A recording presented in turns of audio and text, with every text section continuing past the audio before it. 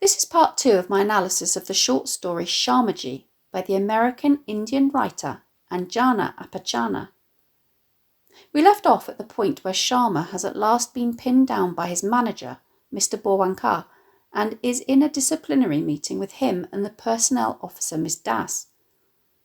Sharma has just stalked off to find Adesh, the General Secretary of the Workers' Union.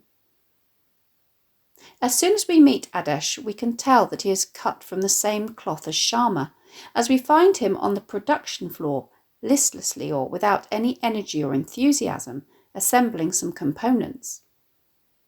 Note the way in which Adesh, using similar tactics to Sharma, manipulates his supervisor into allowing him to leave his work post to go to the canteen with Sharma, as all of a sudden, when he is told he may not go in order to conduct union business, he discovers that he is thirsty, and that if he is denied water, this is surely a breach of his human rights.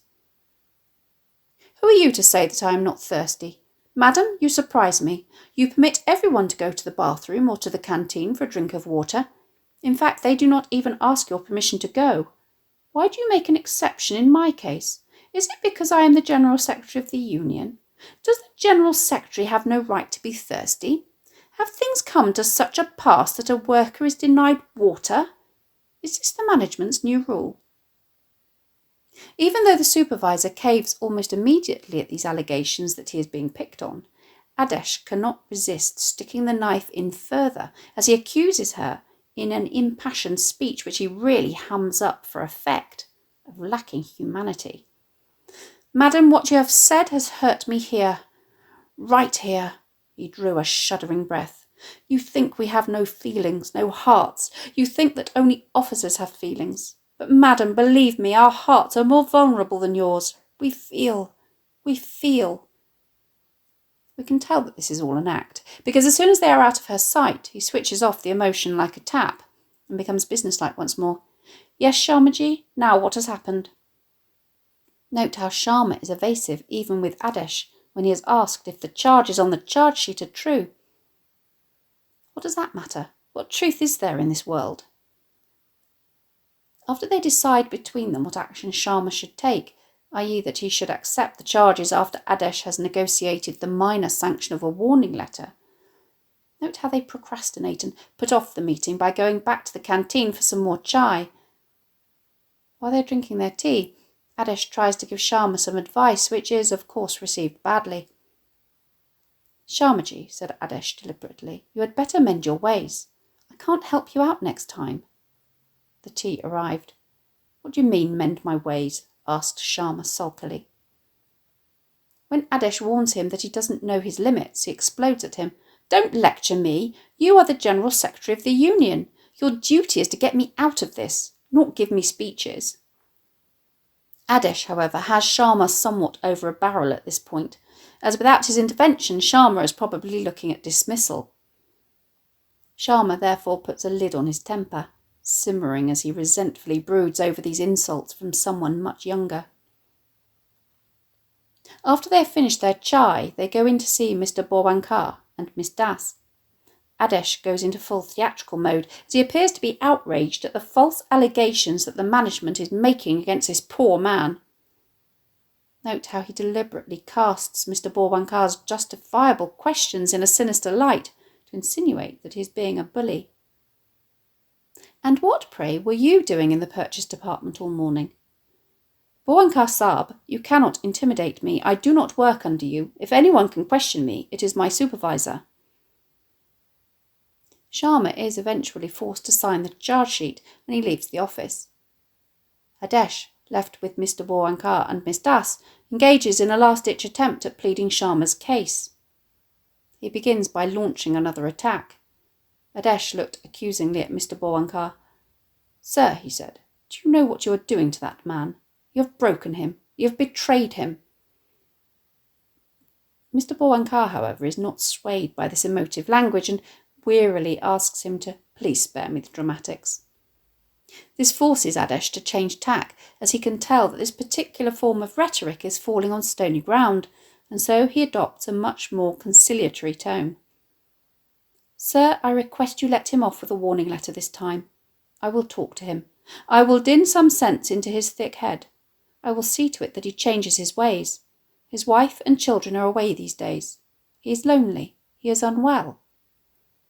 Note how, caught out about Sharma's home situation by Miss Das, he is able to lie just as glibly as Sharma to get himself out of hot water and to switch the focus back onto Miss Das's own guilt. That is true. His family left this afternoon. From today he is all alone. He is lost. Madam, why are you asking questions? You, as a personnel officer, should understand. Adesh's negotiation is successful as he gets a major concession. There will be no inquiry, but he will have to accept the charges and apologise in writing. Adesh, making a show of reluctance, even though this is actually the best outcome that could be hoped for, accepts the sanctions on Sharma's behalf. Adesh shook his head. Yes, you must have your pound of flesh. Yes, I will tell him. He rose wearily. Sharma goes in to see Miss Das as requested. Note how even her kind offer of a glass of cold water is used against her to make her feel guilty for being in a position of power over him. What advantages there are to being an officer. You have flasks of cold water in your room. We poor workers have to go to the canteen to drink water. And when we go there and someone sees we are not at our workplace, we are accused of shirking work. Miss Das tells Sharma that she has noticed that he has been looking run down and depressed for the last few days, and asks him what is wrong. Sharma makes the most of this opportunity to launch into a lengthy speech, designed to make her feel sorry for him, full of rhetorical devices such as repetition, anaphora, and epistrophe. Yes, madam, I have been run down and depressed the last few days. I have been run down and depressed the last few months, the last several years.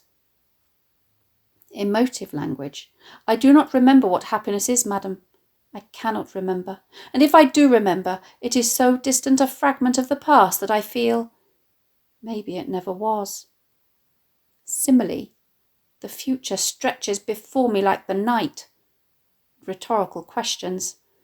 Ah, madam, what can I tell you? What do you know of life? He then goes on to riff on his favourite theme, that of the 25 unappreciated years that he has given to the company, while also, if not putting words into Miss Das's mouth, putting thoughts in her mind that are in sympathy with him. Note how he refers to her in the third person, rather than addressing her directly with the second person, to make his words less confrontational. She sees that I, an employee of 25 years in this company, is given a charge sheet. I, who have given my best years to the company. She sees. Does she feel anything? Does she care? If she feels, she cannot show it. But maybe she does feel. Maybe her heart goes out to this man. Sharma proceeds to paint a picture of a company that is corrupt, a hotbed of nasty rumours, and uses himself as an example. You do not know what people say, the rumours they spread. Look at me. You must have heard how people talk about me. They make me out to be sometimes a Rakshas, sometimes a Harijan. They say I am a bad influence on people. They say I do not work. They say people should not mix with me. Note how he uses the fact that he received a special award for excellent work 20 years ago as proof that the accusations that are being made about him now are false. It seems that Sharma has succeeded in getting Miss Das's attention and arousing her curiosity, indicated by his remark, "You seem surprised. You do not know. Of course they will not tell you. They know you are intelligent. They know you will ask, 'What has happened to this man?' You wish to know, madam, yes?" Emboldened by this, he moves away from vague accusations to much more specific ones as he launches into a diatribe against his nemesis, Mahesh, the keeper of the attendance register, against whom he holds a grudge for holding him to account for his lateness and for speaking to him in a disrespectful manner, even though Mahesh is 25 years his junior. He accuses him of being too big for his boots and of flaunting his power just because he is in the personnel department. He warns Miss Das that he is dangerous and that he will alienate everyone from the personnel department if he continues this way. Then, in probably one of the most audacious and hypocritical allegations he will make, he accuses him of doing no work. He sits with his register and pretends he is filling it in. Actually, he is doing nothing of the sort. He is planning wicked schemes. He alleges that many more people are late, but that Mahesh does not give you their names. He gives names of only some people. I happen to be one of those unfortunate few. If Sharma is to be believed, he was once as trusting and innocent as he says Miss Das is now, and that I believed everything I was told. I worked hard. Not once was I late. And people said, "Look at Sharma, he is our best worker." This, however, he remarks ruefully, meant that he was passed over for promotion because, unlike Srivastava and Tiwari, he was unwilling to do maska or put on an act to flatter and butter up those in charge. Now he has to suffer the indignity of being ordered around by these men just because he was idealistic and had principles. This lengthy speech has worked its magic on Miss Das, who gives Sharma another glass of water and assures him, "Sharmaji, I did not know this." Sharma makes the most of this opportunity to allege that this is just the tip of the iceberg and that corruption in the company is rife, to the extent that when girls are recruited in this company, they have to perform certain favours for certain men for having got in. Miss Das is suitably shocked at this news, especially when Sharma alleges that these practices are still going on, because these men are still working here. These girls are still working here. So much dirt, madam. When Miss Das asks for names, however, so that Sharma can help her remove this dirt, Sharma is in danger of being exposed, either as a liar or, if he is telling the truth, as a snitch. And so he quickly backpedals, assuring her, whilst contradicting himself at the same time, that it is not happening now, it is a thing of the past, which he flatters her is due to the fact that there is now a woman in charge of the personnel department and that this woman is honest. She will protect our girls. Now there is nothing to worry about. Miss Das, however, is not quite the pushover that Sharma takes her for, and she brings the topic of conversation back to his own performance at work. All is not well, Sharmaji. How can all be well when you continue coming late to work every other day and are never at your workplace? Sharma now continues to deflect as he talks in riddles. He cleverly preempts the accusation of being evasive he knows she will make by stating that he has in fact answered the question, but that the onus is now on her to deduce this from what he has said. I know what you are thinking. You are thinking, this Sharma talks too much. Why is Sharma saying all this? Sharma has not answered my question. But I have, madam, I have. Reflect carefully over all that I have told you. You will find the answers. There are no simple answers to simple questions. He then quotes some obscure lines from a poem called Culture by the English poet and playwright Edward Bond to justify his response. He asks Miss Das if she understands what the poet is saying, and because she nods that she does, perhaps not wishing to appear stupid in front of Sharma, he takes this as a sign that the subject is now closed. You nod your head. Then you understand me.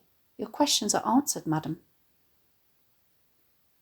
Now that Sharma feels that they have come to an understanding, he, without any fuss, agrees that he will make an effort to come to work on time and will not be seen in the canteen or corridors during office hours. But he does ask Miss Das if she will put in a word for him to Bowankar Saab, who he believes has got it in for him. Miss Das, however, tells Sharma that she has no influence over his manager and that his future is in his own hands. Sharmaji, now everything depends on you. I can do nothing. Sharma clearly believes that everyone has their price, and he hints that he can get Miss Das cosmetics, lipsticks for her, very cheap, madam, even free. After all, I am in the purchase department. I can get you imported scents and lipsticks, electronic items and cassettes. If he can pull this off, not only may she see to it that he gets more favourable treatment from Mr. Bowankar, but he will also have something to hold over her. When Miss Das refuses, Sharma acts as though he was just testing her to see if she would accept a bribe, and that he is actually pleased that he has shown that she has integrity. You are absolutely right in refusing. Even I refuse. They keep telling me, Sharmaji, please take this. Sharmaji, please take that. They say, you place such large orders for your company. Let us give you some gifts to show you our appreciation. But I say no. No, I am not like the rest. I will not give to anyone. I will not take from anyone. For that they respect me. After all, if there is no self-respect, then what is there? The irony in these words is astonishing, as we have ourselves witnessed Sharma smoking other people's cigarettes, eating other people's lunch, and taking a salary from a company without doing any work for it. Note how it is Sharma and not Miss Das who decides that the meeting has come to an end. He hands over the charge sheet and Miss Das reads out his response to the charges, in which he has brazenly denied what everyone knows to be true, and has recast the narrative to suit himself, so that any fault is firmly laid at the feet of others. So, you have denied being absent from the workplace, saying that your manager is victimising you. You have accepted coming late to work, saying that your children have been ill, and you have apologised if this has caused any misunderstanding. Sharmaji! Note how he apologises not for his actions, but for any misunderstanding, implicitly on the part of others, that his actions may have caused. We can see that Sharma has accepted blame for absolutely zero. Rather than call him out, Miss Das agrees at Sharma's urging to let bygones be bygones, so that a new chapter may begin, and she goes as far as to urge him not to hesitate to come to me if you have any problems. Why does Miss Das let him off so easily? Can it be that, even though she recognises his failings, she has developed a bit of a soft spot for him? Or is it that she recognises that he's not going down without a fight, and that he would be more than a match for her if she were to get on his wrong side? As Sharma goes to leave, he asks her if he may put to her a question of a rather personal nature. He is determined to find out about her relationship status, and is shocked to discover that she is in fact married, even though she does not bear any of the outward signs of marriage that are common in Hindu culture. She tells him that she has retained her maiden name. Sharma cannot believe this. As far as he is concerned, when a woman goes into another family, she must take the name of the family. Miss Das, however, believes that this concept is outdated. I have not gone into any family. My husband and I are both working. When Sharma responds that she is very modern, he seems ambivalent about whether this is a compliment or a criticism.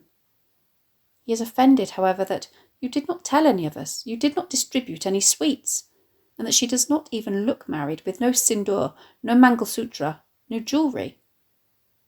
When Miss Das responds that there is no need for all that, Sharmaji, Sharma is clearly uncomfortable with how the traditional way of life in India is being eroded. Sharma shook his head in despair. What can I say? I suppose things are changing. Sharma has only been gone from Miss Das's office for a moment before he returns to ask her if she would be interested in reading some of his poetry. When she says that she would, he tells her, "I will get them tomorrow, madam. I wrote these poems many, many years ago. Since then I have written nothing at all. Still, they are very philosophical, very deep, very complex. Tomorrow at 9 a.m. I will share them with you." Note how Sharma gives in, however, when Miss Das insists that these should be read on their own time during the lunch break. Are we seeing the early signs of a new and improved Sharma? It would certainly appear so, because as he goes back to his office some half hour before the end of the workday, he turns down an invitation from Gupta to skive off in the canteen with the excuse, "I have some work." Gupta stared at him open-mouthed. Not only this, but he puts Gupta straight on the Miss Das gossip that has been circulating the office, self-righteously complaining that people in this office are always spreading dirty rumours. Do not listen to them. He enters his office for the first time that day and sits at his desk. He took the pan out of his pocket and carefully removed its wrapping. He put it in his mouth. Chewing, he opened his drawer and took out a sheet of paper. Lovingly, he placed it on his desk, licked his pencil, and began a new poem. It seems, after all, that old habits die hard, and Sharma is not the reformed character that we might perhaps have hoped him to be. How does Appachana wish us to respond to Sharma? Are we meant to condemn his pathological laziness, shameless hypocrisy, and overblown sense of entitlement? Or are we meant to admire and be entertained by his resilience, resourcefulness, and skill at manipulating all those around him, which means that he always seems to come out on top against the odds?